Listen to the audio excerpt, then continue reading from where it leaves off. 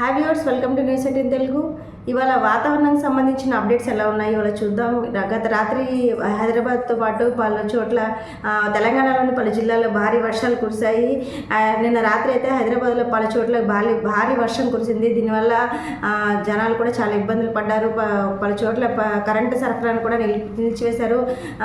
కొన్ని చోట్ల ఈదురుగాలులతో పాటు భారీ వర్షం కురిసింది. దీనివల్ల కరెంటును కూడా నిలిపివేసే పరిస్థితి ఏర్పడింది.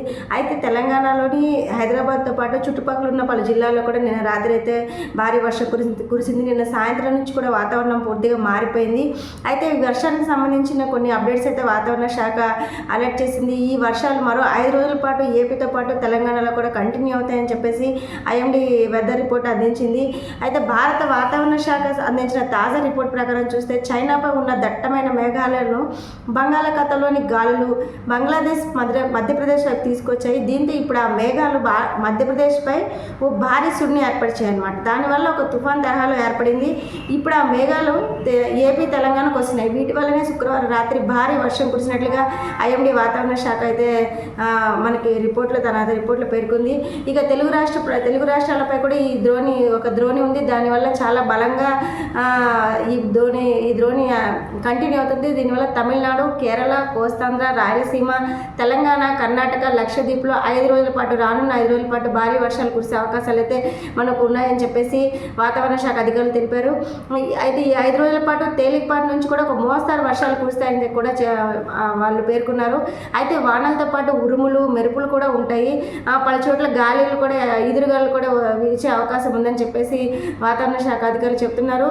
ఈ గాలి వేగం కూడా గంటకు 30 నుంచి 40 కిలోమీటర్లు ఉంటుందని చెప్పేసి కూడా ఐఎండీ స్పష్టం చేసింది.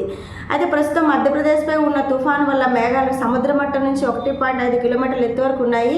అదే సమయంలో ఈదురుగాలులు ఛత్తీస్గఢ్, కర్ణాటక, తెలంగాణపై వీస్తున్నాయన్నమాట. వీటి వల్ల ఒక ద్రోణి సముద్ర మట్టం నుంచి 1.5 కిలోమీటర్ల ఎత్తులో ఏర్పడింది. ఇది మేఘాలను పోగేస్తుంది అనమాట. ఈ ద్రోణి మేఘాలను పోగేసింది. మరో ద్రోణి తమిళనాడుపై ఉంది. ఇది సముద్ర మట్టం నుంచి 0.9 కిలోమీటర్ల ఎత్తులో ఉంది. దీని ప్రభావం మన తెలుగు రాష్ట్రాలపై కూడా కనిపిస్తుంది. ఇక శాటిలైట్ అంచనాల ప్రకారం చూస్తే ఈ శనివారం అంటే ఇవాళ ఉదయం నుంచి మధ్యాహ్నం వరకు కూడా తెలుగు రాష్ట్రాల్లో వానలు పెద్దగా పడవు. కానీ మధ్యాహ్నం తర్వాత కూడా కాస్త అక్కడక్కడ వర్షాలు కురిసే అవకాశాలు అయితే కనిపిస్తున్నాయి. ముందుగా రాయలసీమ, కోస్తాలో వానలు మొదలై అలా పెరుగుతూ కూడా సాయంత్రానికి హైదరాబాద్, ఉత్తర తెలంగాణలో కూడా కురుస్తాయి. రాత్రి 8 తర్వాత కూడా వర్షాలు తగ్గే అవకాశాలు అయితే కనిపిస్తున్నాయి. ఇవాళ కురిసే వర్షాలు అయితే తేలికపాటి నుంచి మోస్తరుగా ఉంటాయి. భారీ వర్షాలు అయితే ఇవాళ అయితే కురిసే అవకాశం లేదు. మరి రానున్న 4 రోజుల్లో ఈ వర్షాలు, ఈ మోస్తరు నుంచి ఉండే వర్షాలు భారీగా మారే అవకాశాలు అయితే కనిపిస్తున్నాయి. అయితే ఈ వర్షాల వల్ల ఉష్ణోగ్రతలు అయితే తగ్గాయి, కానీ అంటే భారీ స్థాయిలో అయితే తగ్గి వాతావరణం మొత్తం చల్లగా మారే అయితే పరిస్థితి అయితే కనిపించడం లేదు. కొంతవరకే తగ్గాయి. ఇవాళ శనివారం అయితే తెలంగాణలో మామూలుగా యావరేజ్గా చూస్తే 34 డిగ్రీల ఉష్ణోగ్రత నమోదయ్యే అవకాశాలు కనిపిస్తున్నాయి. అటు ఏపీలో కూడా 33 డిగ్రీల సెల్సియస్ ఉష్ణోగ్రతలు నమోదయ్యే అవకాశాలు కనిపిస్తున్నాయి.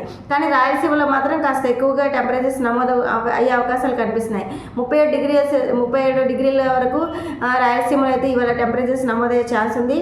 అయితే వాన పడేటప్పుడు మాత్రమే కాస్త వేడి తగ్గుతుంది. మిగతా టైం అంతా మాత్రం ఉష్ణోగ్రతలు యావరేజ్గానే కనిపిస్తున్నాయి. మామూలు ఉక్కపోత అనేది కనిపిస్తుంది అనమాట.